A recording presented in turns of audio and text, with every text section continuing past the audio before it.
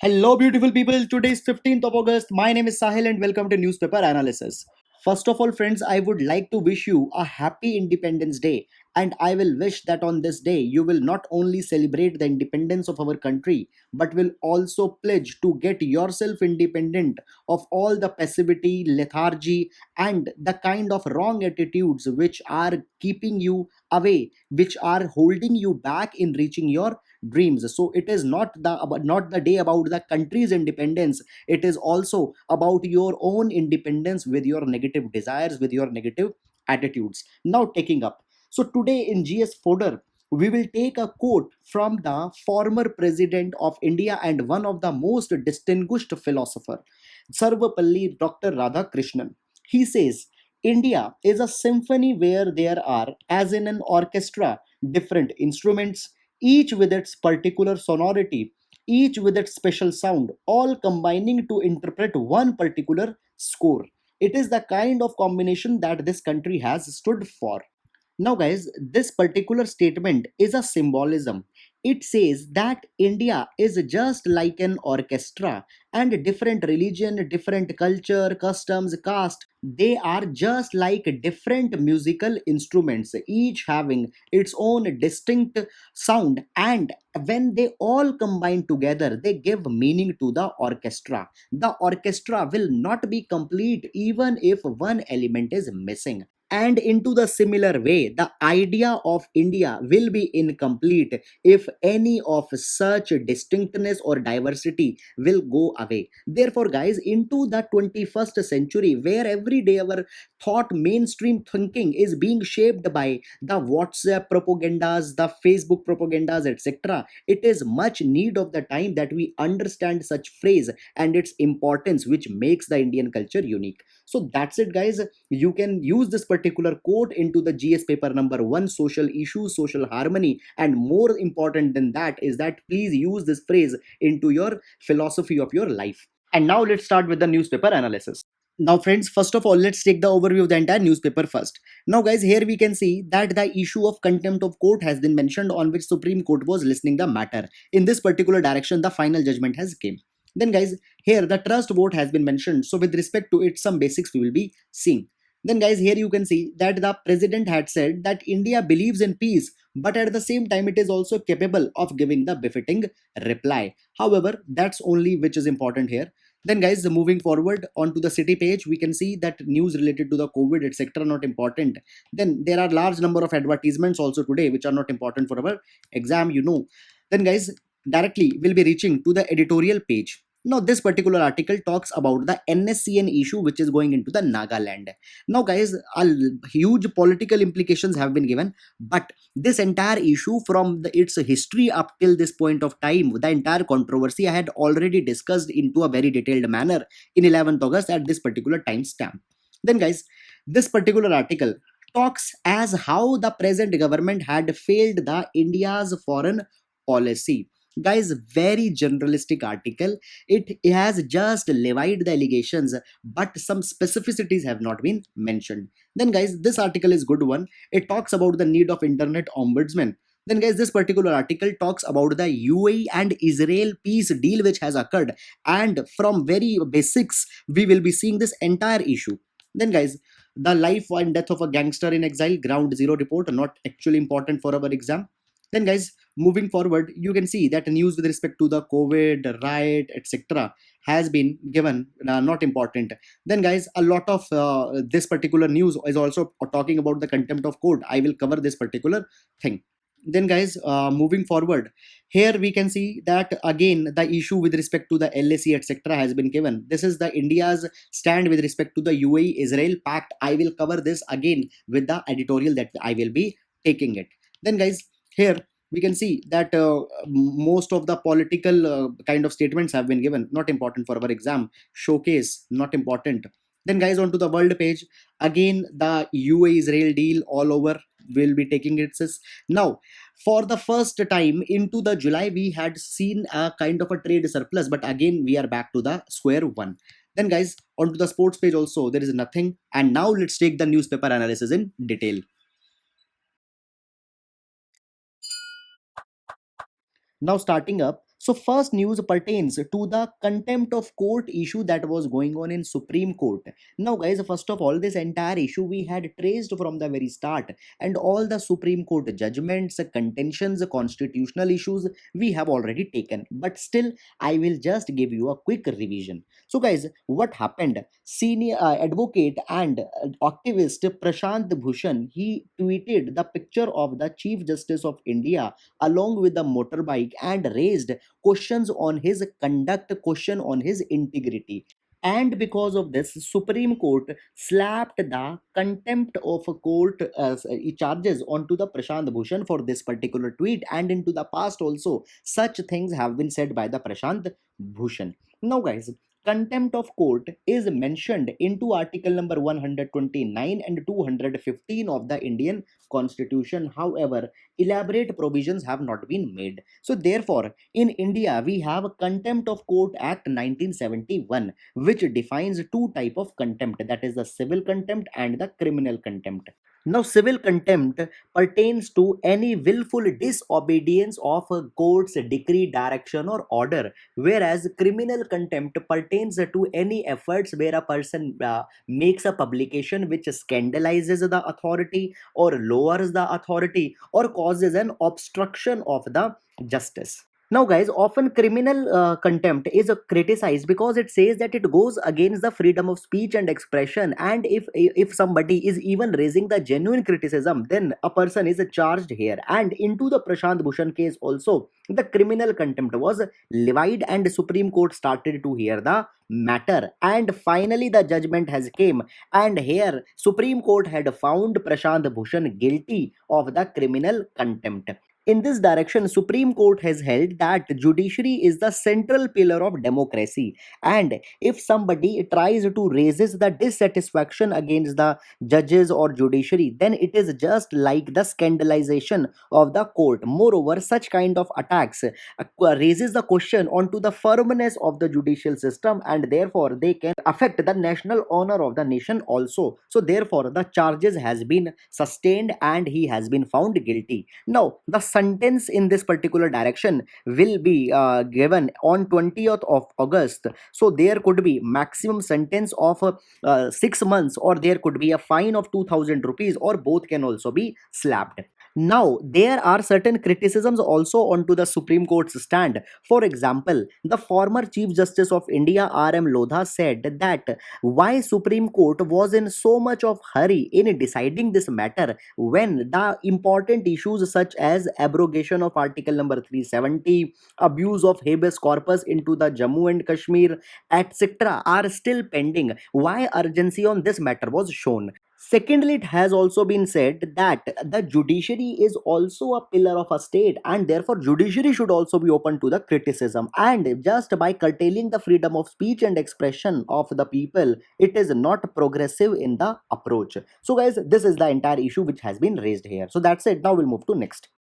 Now, guys, here the trust vote has been mentioned, and into last year, trust vote has came many times into the news. Right now, it is because of Rajasthan. Earlier, because it was of Madhya Pradesh. Now, friends, as a basic principle of parliamentary democracy, only the political party having the majority can stake the government, and into the state governments, the responsibility to find the chief minister, all the ruling party, lies onto the governor, whereas into the center it lies onto the president.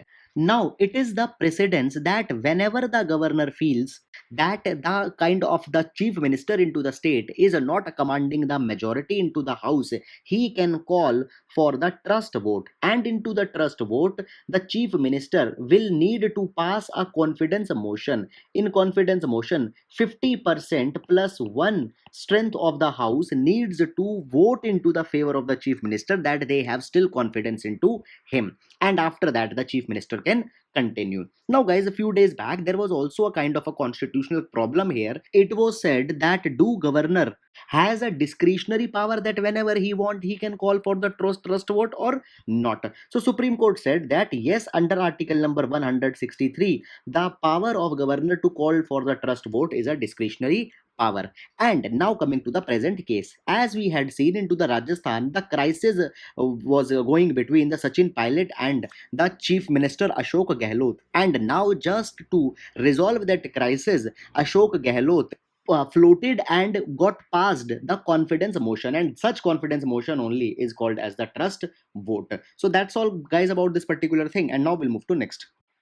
Now, friends, we are into the editorial section, and this editorial talks about the peace deal between the UAE Israel or the diplomatic agreement between the UAE Israel. Now, before going into this particular news discussion, let's have a look onto the geography of the region.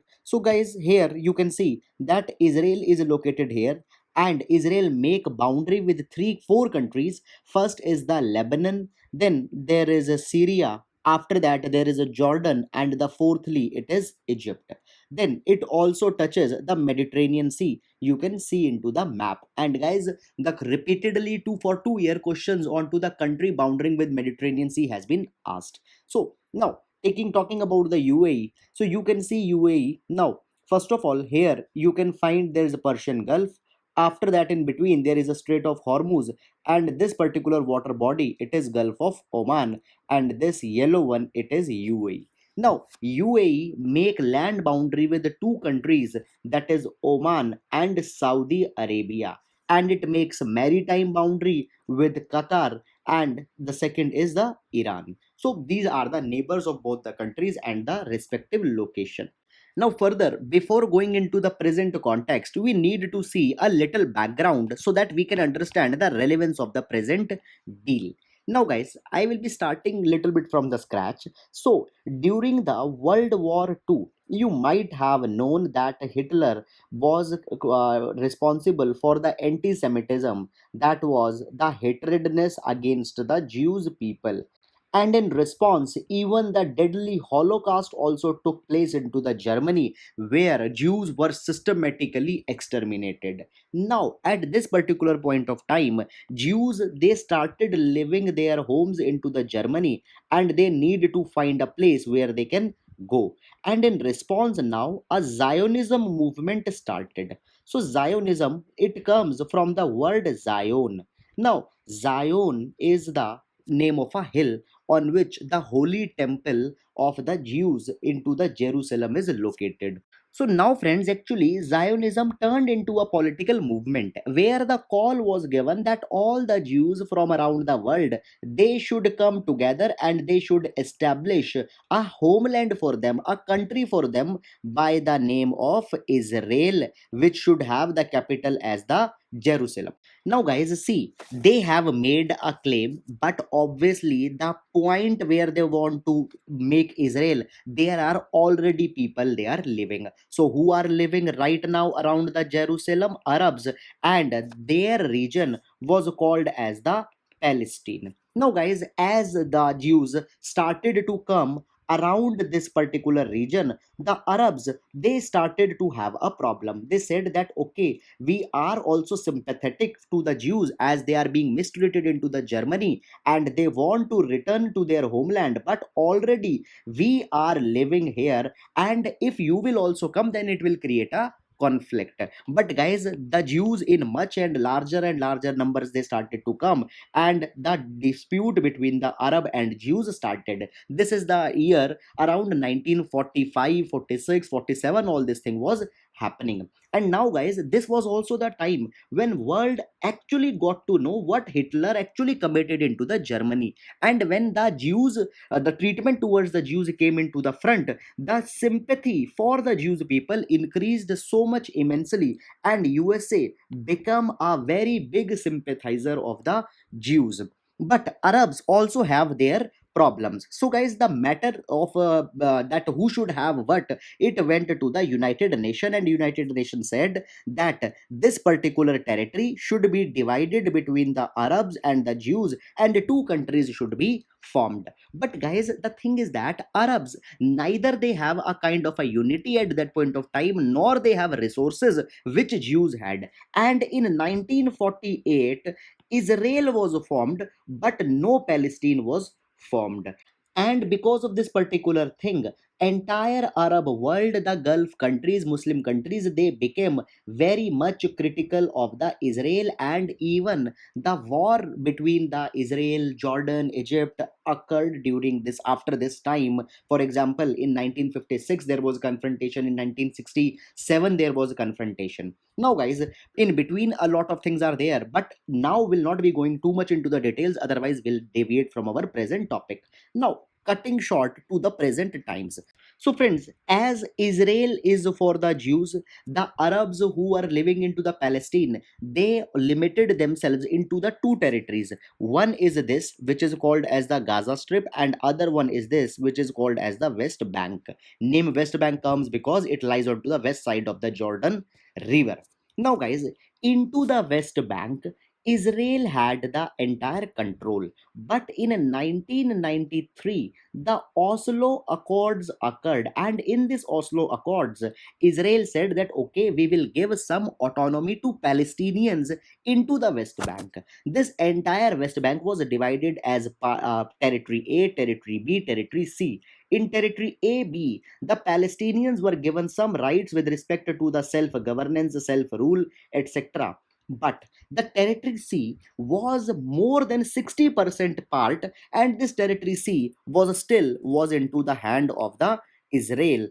And similarly, the Palestinians were also living into the Gaza Strip. Now, see, the Palestinians are not entirely happy with this particular arrangement, but still the matters were going on. But just a couple of months back, the Prime Minister of Israel, Netanyahu, he declared that we will annex back the territories of the West Bank.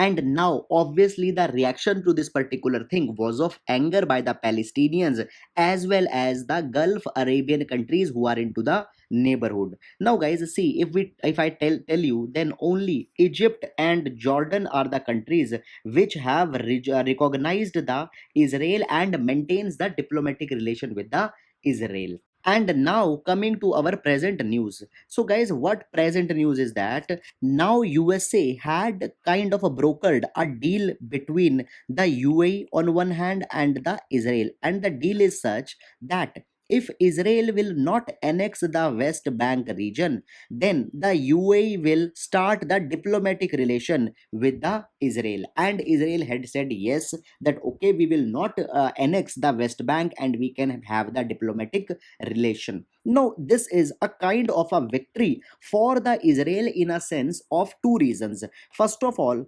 they are happy that they are not asking that some territory should be returned to the Palestine, because earlier the contention was that Israel should return back the land to Palestine. So that particular matter is now buried. After that, by signing of the diplomatic relation, the agreements into the health, investment, communication, all these things will be going forward. And Israel is very much forward into the technological capabilities.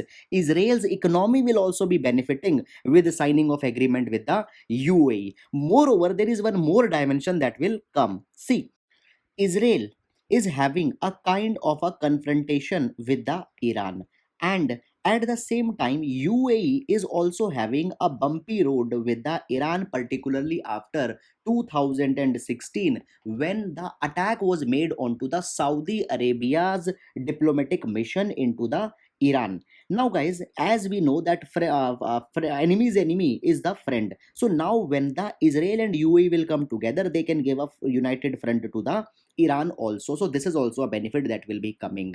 Now guys, what is the India's stand into this particular respect? So India says that though this thing is good because the Palestinians will be keeping the land whatever they were having into the West Bank, but still is India says that the Palestinian issue should be dealt into the more consideration, because India though maintains good relation with the Israel, but also is sympathetic to the Palestinian issue and had said that the two-state solution should come and rightful land to the Palestinians should also be given.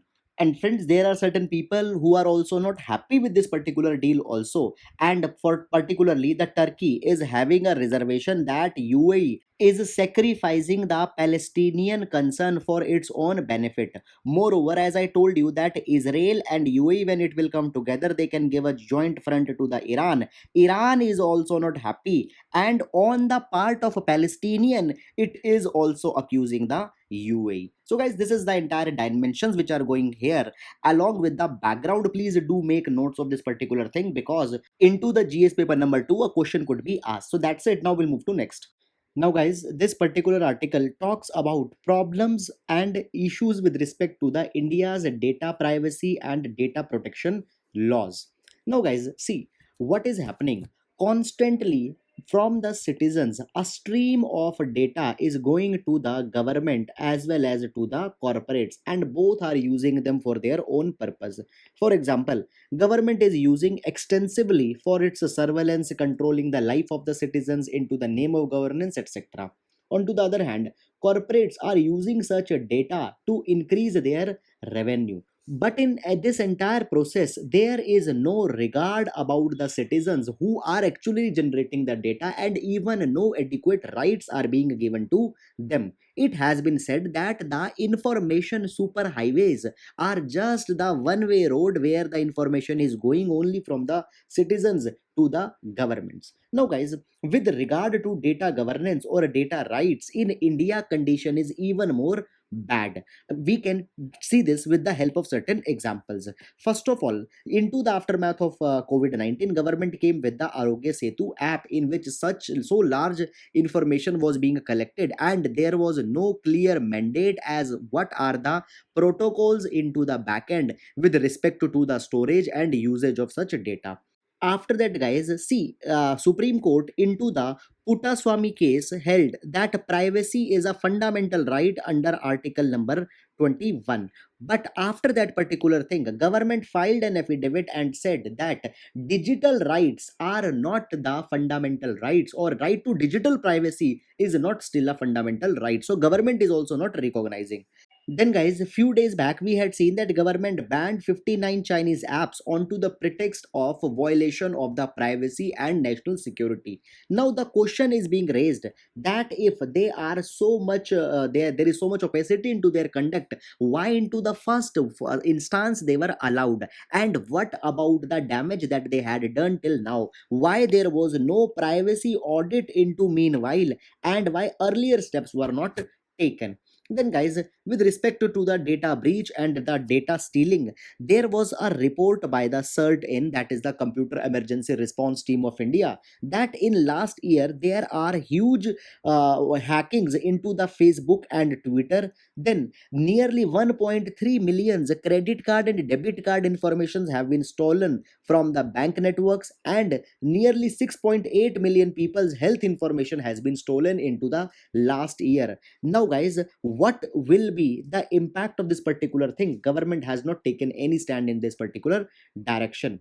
After that, according to a report by the Deloitte, it has been said that corporates are sharing their data with the political parties, and it is very clear known that right now all the political parties are running their IT cells, and with the help of such data, they are carrying a political radicalization. And till now, either into the Representation of People Act or in anywhere, there is no such provisions which can stop such kind of activities which are going on.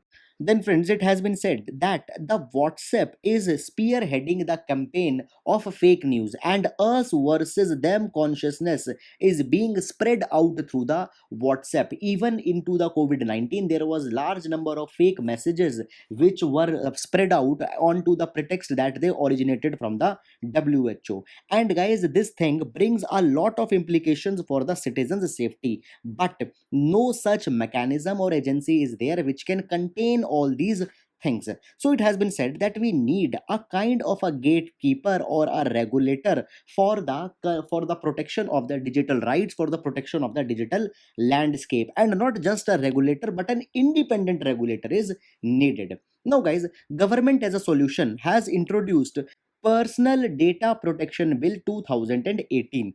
But it has been said that it has a huge number of problems. For example, there are large scopes which allows surveillance rather than the digital protection. Then guys, the exemptions are such that for anything government can take the information from the citizens. For example, section number 35 clearly provides that government can have unfettered access of data, and such unfettered access defeats the three test regime. Now guys, into the Puttaswamy case, the case where the right to privacy was given, it was said that whenever government is bringing any law against this thing, it should satisfy the ground of legality, necessity and proportionality, but they are not being fulfilled here. Moreover guys, into the person this PDP bill, there is also provision that there will be a selection committee who will look into the data privacy, but this committee will nothing but will be a retiring house for the bureaucrats and will not be able to bring any substantial impact for the people's digital protection. Now guys, therefore it has been said that there is a need to have an internet ombudsman who will be an independent agency and will contain the experts from the cyber technologies, internet laws, data management, public administration, and it should conserve all the data rights so that the problems which we had discussed here are not encountered. So guys, with respect to GS paper number 3, data, internal security, internet cyber security, this could be a very important article. So that's it. Now we'll move to next. Now friends, here we can see that we are again back to the trade deficit. So guys, what happened? For the first time in the 18 years, India saw a positive trade balance or a trade surplus, which was majorly due to the less number of imports which were made due to the countrywide restriction. After that, this was also the time when the crude price went very much low, and because of that, India needed to pay less of the import bill. And even imports are also very low here because of the non movement of the transportation. So guys, this was the situation. However, now we are again back to the trade deficit, and this trade deficit is because the import are now picking up and the export are still not picking up. And import, particularly into the medicinal sector, gold, fertilizer, is going up. And guys, earlier, because of the declining imports, India's forex reserves also increased so much, and India stood at fifth number in terms of the foreign exchange reserves. But that particular thing might be seeing a downward trend from now onwards. And guys, this particular thing calls us that there is a huge need that we should work even more urgently onto the Atmanirbhar Bharat Abhiyan, which will not only reduce the imports but will also help to export us more, because into the times of pandemic, the financing capabilities in order to the import shipments is also very much weak. So that's it guys in this all particular action, and now we'll move to the question section. Now friends, please pause the video and try to answer the question. So question number 1 is with respect to the art and culture. Please read the statement and identify the correct code. Now, question number 2 is with respect to the PM Kisan scheme. Please read the statement and identify the incorrect code. Question number 3 is with respect to the recently announced optical fiber cable network that has been installed between the Chennai and Andaman Nicobar Island. Please read the statement and identify the correct code. Question number 4 is with respect to these butterflies. Please read the statements and identify the incorrect code. And now the main question for today. It says that democracy in 21st century is indispensable without digital rights. Comment. It is a 10 marker question and pertains to GS paper number 2. So guys, that's it. I hope you are liking our initiative. Thank you so much.